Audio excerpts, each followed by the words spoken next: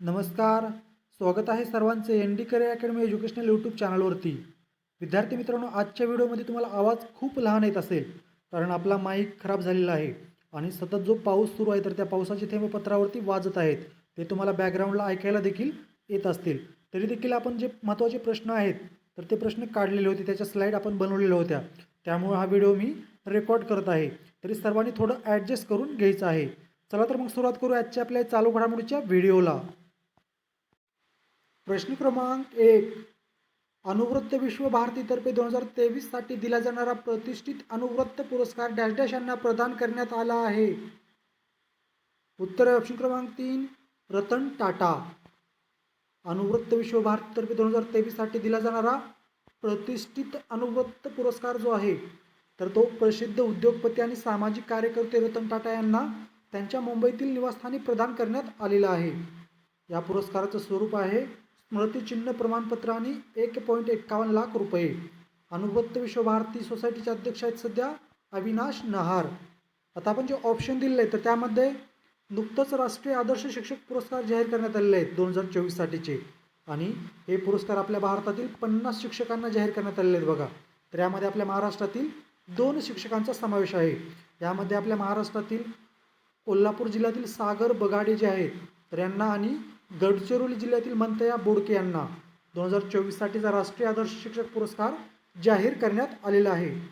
पहिला विज्ञानरत्न पुरस्कार 2024 नुकतंच गोविंदराजन पद्मनाभन यांना देण्यात आलेला आहे. तर 2024 साठीचा शिवशाहीर बाबासाहेब पुरंदरे पुरस्कार शास्त्रज्ञ डॉक्टर रघुनाथ माशेलकर यांना देण्यात आलेला आहे. प्रश्न क्रमांक 2. 61वी राष्ट्रीय चेस चॅम्पियनशिप 2024 डॅश डॅश यांनी जिंकली आहे. उत्तर आहे ऑप्शन क्रमांक 4, कार्तिक वेंकटरमण. हरियाणा राज्यातील गुडगाव या ठिकाणी नुकतंच जी 61वी राष्ट्रीय चेस चॅम्पियनशिप स्पर्धा आयोजित करण्यात आलेली आहे तर याचं विजेतेपद पटकावलेलं आहे आंध्र प्रदेश राज्याच्या कार्तिक वेंकटरमण यांनी. या स्पर्धेमध्ये उपविजेता ठरलेला आहे सूर्यशेखर गांगुली आणि द्वितीय उपविजेता ठरलेला आहे निलाश शहा. आता नुकतंच ज्या कॅन्डिडेट बुद्धिबळ स्पर्धा पार पडलेली आहे 2024ची तर याचं विजेतेपद पटकावलेलं आहे डी गुकेश यांनी. ब्लिट्स बुद्धिबळ स्पर्धा 2024चं विजेतेपद पटकावलेलं आहे नॉर्वेच्या मॅग्नस कार्लसन यांनी. आणि नॉर्वे बुद्धिबळ स्पर्धा जी पार पडलेली आहे 2024ची तर याचं विजेतेपद पटकावलेलं आपल्या भारताच्या रमेश बाबू प्रज्ञानंदा यांनी. आणि या स्पर्धेमध्ये उपविजेता राहिला होता मॅग्नस कार्लसन. लिओन मास्टर्स बुद्धिबळ स्पर्धा 2024ची पार पडलेली आहे स्पेन या ठिकाणी. या स्पर्धेचे विजेतेपद पटकावलेले आपल्या भारताच्या विश्वनाथ आनंद यांनी. प्रश्न क्रमांक 3. छत्रपती शिवाजी महाराज पुतळा कोसळण्याच्या घटनेची चौकशी करण्यासाठी डॅश डॅश यांच्या अध्यक्षतेखाली समिती स्थापन केली आहे. उत्तर आहे ऑप्शन क्रमांक 1, पवन धिंगरा. सिंधुदुर्ग जिल्ह्यातील मालवणजवळील जो राजकोट किल्ला आहे तर या ठिकाणी छत्रपती शिवाजी महाराजांचा पुतळा उभारण्यात आलेला होता बघा. तो पुतळा नुकतंच कोसळलेला आहे 26 ऑगस्ट 2024 रोजी. आणि या घटनेची चौकशी करण्यासाठी आपल्या राज्य सरकारने एक समिती स्थापन केलेली आहे 5 सदस्यांची. आणि या समितीच्या अध्यक्षपदी नियुक्ती करण्यात आलेली आहे नौदल तज्ज्ञ कमांडर पवन धिंगरा यांची. या समितीमध्ये सदस्य आहेत सार्वजनिक बांधकाम विभागाचे सचिव संजय दशपुते, त्यानंतर MIDC सहव्यवस्थापकीय संचालक विकास रामगुडे आणि प्राध्यापक जगिंड आणि प्राध्यापक पारिदा, हे 5 सदस्य आहेत या समितीमध्ये. अध्यक्ष कोण आहेत? पवन धिंगरा. आता या ठिकाणी तुम्हाला आणखीन एक गोष्ट लक्षात ठेवायची आहे. हा जो छत्रपती शिवाजी महाराजांचा पुतळा कोसळलेला आहे तर याच ठिकाणी नवीन पुतळा उभारण्यासाठी एक समिती स्थापन केलेली आहे बघा राज्य सरकारनेच. त्या समितीच्या अध्यक्षपदी नियुक्ती करण्यात आलेली आहे मनीषा म्हैसकर यांची. कशासाठी? नवीन पुतळा उभारण्यासाठी जी समिती स्थापन करण्यात आलेली आहे तर त्या समितीच्या अध्यक्षपदी नियुक्ती करण्यात आलेली आहे मनीषा म्हैसकर यांची.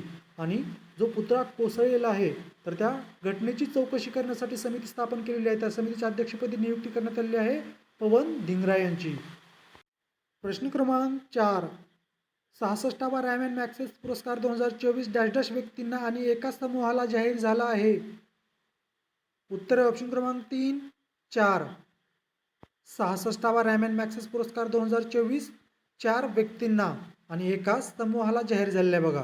हा पुरस्कार जो आहे तर तो फिलिपाईन्सचे जे अध्यक्ष आहेत रॅमन मॅग्सेस यांच्या नावाने दिला जातो दरवर्षी. आणि यावर्षी हा पुरस्कार एकूण 4 व्यक्तींना आणि एका समूहाला जाहीर झालेला आहे.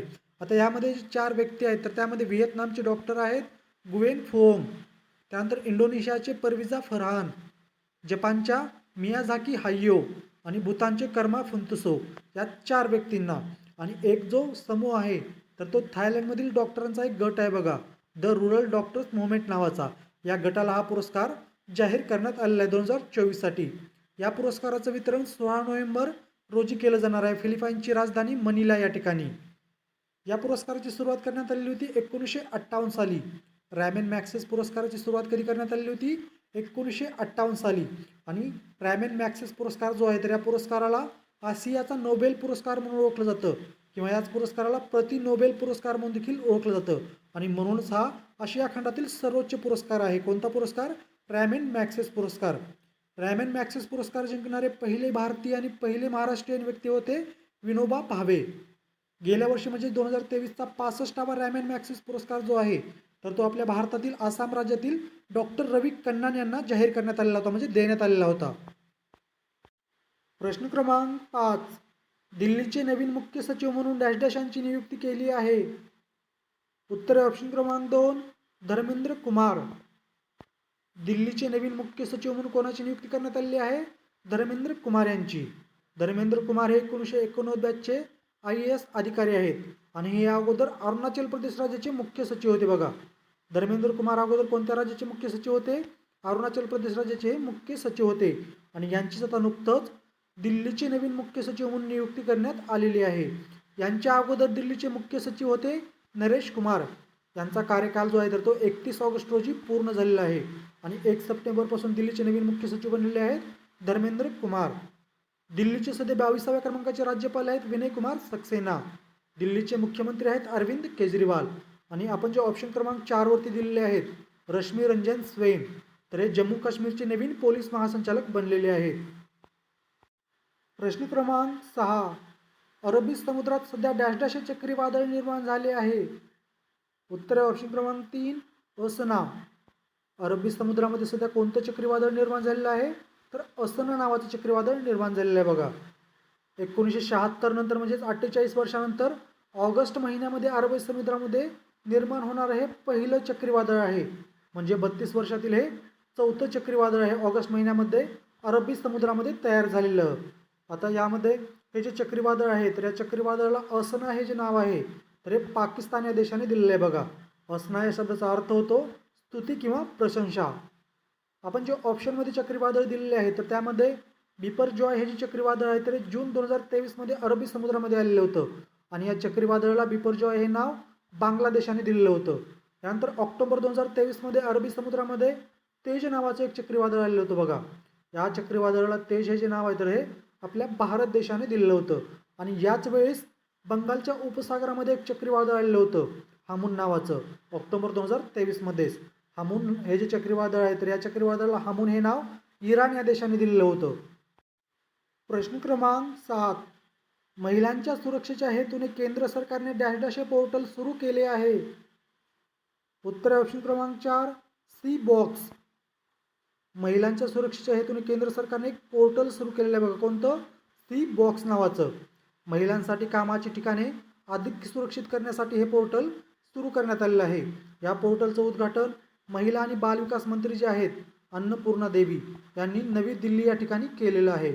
आता आपण जे ऑप्शन दिलेलं आहे तर त्यामध्ये हेल्पर्स ऑफ द नाईट हा जो कार्यक्रम आहे तर हा कार्यक्रम महिलांच्या सुरक्षेसाठी पश्चिम बंगाल राज्य सरकारने सुरू केलेला आहे. स्वयं प्लस पोर्टल देशातील मुलांना ट्रेनिंग आणि नोकरी देण्यासाठी केंद्र सरकारनं सुरू केलेलं आहे. तर भविष्य पोर्टल जे आहे तर ते पेन्शन विभागाने सरकारी निवृत्त कर्मचाऱ्यासाठी सुरू केलेलं आहे. प्रश्न क्रमांक 8. असोसिएशन ऑफ मल्याळम मूव्ही आर्टिस्टचे अध्यक्ष डॅश डॅश हे बनले आहेत. उत्तर ऑप्शन क्रमांक 2 Mohan Lal. Association of Malayalam movie आर्टिस्टचे अध्यक्ष कोण बनलेले आहेत? मोहन लाल. आता आपण जे ऑप्शन दिलेलं आहे तर यामध्ये आपल्या भारतीय रेल्वे बोर्डाचे नवीन अध्यक्ष आणि CEO बनलेले आहेत नुकतंच सतीश कुमार. दक्षिण कोरिया देशाचे पर्यटनाचे राजदूत बनलेले आहेत आनंद कुमार. भारतीय विमानतळ प्राधिकरणाचे अंतरिम अध्यक्ष बनलेले आहेत M सुरेश. ॲपल कंपनीचे चीफ फायनान्शियल ऑफिसर बनलेले आहेत आपल्या भारतीय वंशाचे केवन पारेख. आणि नॉस्कॉमचे अध्यक्ष बनलेले आहेत नवीन नुकतंच राजेश नांबियार. प्रश्न क्रमांक 9. डॅश डॅश हे पहिले स्वदेशी विकसित प्रदूषण नियंत्रण जहाज गोव्यात लॉन्च करण्यात आले आहे? उत्तर ऑप्शन क्रमांक 2 समुद्र प्रताप. आपल्या भारताचं पहिलं स्वदेशी विकसित प्रदूषण नियंत्रण जहाज कोणतं आहे? समुद्र प्रताप. आणि हे लॉन्च कोणत्या ठिकाणी करण्यात आलेलं आहे? तर गोव्यामध्ये 29 ऑगस्ट रोजी हे लॉन्च करण्यात आलेलं आहे. या जहाजाची बांधणी गोवा शिपयार्ड लिमिटेडने केलेली आहे बघा. आणि हे जहाज प्रदूषण नियंत्रित आणि व्यवस्थापित करण्यासाठी बनवण्यात आलेलं आहे. या जहाजाची लांबी आहे 114.5 मीटर आणि रुंदी आहे 16.5 मीटर. आता आपण जे ऑप्शनमध्ये नावे दिलेली आहे तर त्यामध्ये आपल्या भारताचे पहिले सर्वेक्षण जहाज आहे संध्याक, जे नुकतंच नौदलाला सुपूर्द करण्यात आलेलं आहे. आपल्या भारतातील सर्वात वेगवान सौर इलेक्ट्रिक बोट जी आहे तर त्या बोटीचं नाव आहे बॅराकुडा. आणि या बॅराकुडा बोटीचं लॉन्चिंग करण्यात आलेलं होतं केरळ राज्यामध्ये. अरबी समुद्रामध्ये नुकतंच एक अपहरण झालेलं जहाज होतं बघा, MV लीला नोरफोक नावाचं. MV लीला नोरफोक नावाचे हे अपहरण झालेलं जहाज आहे अरबी समुद्रामध्ये. हे जहाज होतं लायबेरिया देशाचं. प्रश्न क्रमांक 10. अंदमान आणि निकोबार केंद्रशासित प्रदेशाच्या पोलीस महासंचालकपदी डॅश डॅश यांची निवड झाली आहे? उत्तर ऑप्शन क्रमांक 2 हरगोविंद सिंह धालीवाल. अंदमान आणि निकोबार केंद्रशासित प्रदेशाच्या पोलीस महासंचालकपदी कोणाची निवड करण्यात आलेली आहे? हरगोविंद सिंह धालीवाल यांची. अंदमान आणि निकोबार केंद्रशासित प्रदेशाची निर्मिती 1 नोव्हेंबर 1956 रोजी करण्यात आलेली आहे. याची राजधानी आहे पोर्ट ब्लेअर. या केंद्रशासित प्रदेशामध्ये एकूण जिल्हे आहेत सध्या 3. आणि अंदमान आणि निकोबार केंद्रशासित प्रदेशाचे लेफ्टनंट गव्हर्नर म्हणजे नायब राज्यपाल आहेत देवेंद्र कुमार जोशी. याचे मुख्य सचिव आहेत सध्या केशव चंद्र. आणि अंदमान आणि निकोबार केंद्रशासित प्रदेशामध्ये लोकसभा मतदारसंघ आहे 1. या केंद्रशासित प्रदेशाचं उच्च न्यायालय आहे कलकत्ता उच्च न्यायालयाचं पोर्ट ब्लेअर खंडपीठ. प्रश्न क्रमांक 11. माउंट किलीमांजारो हे शिखर सर करणारा सर्वात तरुण आशियाई डॅश डॅश हा बनला आहे? उत्तर ऑप्शन क्रमांक 1 तेजबीर सिंग. आपल्या भारतातील पंजाब राज्यातील 5 वर्षीय तेजबीर सिंग जे आहेत तर हे आफ्रिका खंडातील माउंट किलीमांजारो हे शिखर सर करणारे आशिया खंडातील सर्वात तरुण व्यक्ती ठरलेले आहेत. तेजबीर सिंग यांनी वयाच्या 5व्या वर्षी हे शिखर सर केलेलं आहे. माउंट किलीमांजारो हे जे शिखर आहे तर आफ्रिका खंडामध्ये आहे बघा. या शिखराची उंची आहे 5895 मीटर. आता आपण जे ऑप्शन दिलेलं आहे तर त्यामध्ये GR राय यांच्याबद्दल आपण नुकतंच पाहिलेलं होतं. GR राय जे आहेत ते आपल्या महाराष्ट्र राज्यातील मुंबई या ठिकाणचे आहेत. आणि या इंग्लिश चॅनल ओलांडणारी जगातील सर्वात तरुण आणि सर्वात वेगवान पॅराजल तरुणपटू बनलेले कोण? GR राय. GR राय यांचं वय आहे 16 वर्ष. पॅसिफिक महासागरातील दुर्गम ध्रुव पॉईंट नीमोवर पोहोचणारा जगातील पहिला व्यक्ती ठरलेला आहे ब्रिटनचा ख्रिस ब्राऊन. आणि पहिले भारतीय अवकाश पर्यटक आहेत गोपी थोताकुरा. प्रश्न क्रमांक 12. जागतिक नारळ दिन दरवर्षी डॅश डॅश रोजी साजरा केला जातो? उत्तर आहे ऑप्शन क्रमांक 4 2 सप्टेंबर. 2009 सालापासून 2 सप्टेंबर हा जो दिवस आहे तर हा जागतिक नारळ दिन म्हणून साजरा केला जातो. आता आपण जे ऑप्शन दिलेले आहे तर त्यामध्ये 1 सप्टेंबर हा दिवस दरवर्षी जागतिक पत्रलेखन दिन आणि राष्ट्रीय क्षमा दिन म्हणून साजरा केला जातो. 1 सप्टेंबर हा दिवस जागतिक पत्रलेखन दिन म्हणून साजरा केला जातो जगभरामध्ये. आणि आपल्या भारतामध्ये राष्ट्रीय क्षमा दिन म्हणून साजरा केला जातो. 31 ऑगस्ट हा दिवस जागतिक संस्कृत दिन म्हणून साजरा केला जातो. आणि 30 ऑगस्ट हा दिवस राष्ट्रीय लघु उद्योग दिन म्हणून साजरा केला जातो. आणि यानंतर पाहूयात तुमच्यासाठीचा आजचा आपला प्रश्न. पॅरिस पॅरा ऑलिम्पिक 2024 मध्ये भारतासाठी पहिले पदक कोण जिंकले आहे? या प्रश्नाचं उत्तर सर्वांनी कमेंटमध्ये सांगण्याचा प्रयत्न करायचा आहे. प्रश्नाचं उत्तर चुकलं हरकत नाही, मात्र सर्वांनी कमेंट करून उत्तर देण्याचा प्रयत्न नक्की करायचा आहे. अशा प्रकारे विद्यार्थी मित्रांनो, आगामी काळामध्ये काही विविध स्पर्धा परीक्षा होणार आहेत तर त्या सर्व स्पर्धा परीक्षा दृष्टिकोनातून जे चालू घडामोडीचे आणि GKचे अत्यंत महत्त्वाचे प्रश्न आहेत तर ते प्रश्न आपण या चालू घडामोडीच्या सिरीजमध्ये स्पष्टीकरणासह पाहत आहोत. तुम्ही जर आणखीन आपले यूट्यूब चॅनल सबस्क्राईब केलं नसेल किंवा चुकून सबस्क्राईब करायचं राहिलं असेल तर आपल्या यूट्यूब चॅनलला सबस्क्राईब करून बेल आयकॉनचं बटन क्लिक करायला विसरू नका. आणि तुम्हाला जर मी दिलेली माहिती आवडली असेल, समजली असेल तर आपल्या व्हिडिओला, आपल्या चॅनलला लाईक, कमेंट आणि तुमच्या मित्रमैत्रिणींपर्यंत शेअर करायला देखील विसरू नका. आणि विद्यार्थी मित्रांनो, तुम्हाला जर चालू घडामोडीच्या आणि GKच्या महत्त्वाच्या PDF नोट्स हव्या असतील तर तुम्ही आपला टेलिग्राम ग्रुप देखील जॉईन करू शकता. या टेलिग्राम ग्रुपची लिंक मी तुम्हाला या व्हिडिओच्या डिस्क्रिप्शनमध्ये दिलेली आहे. धन्यवाद.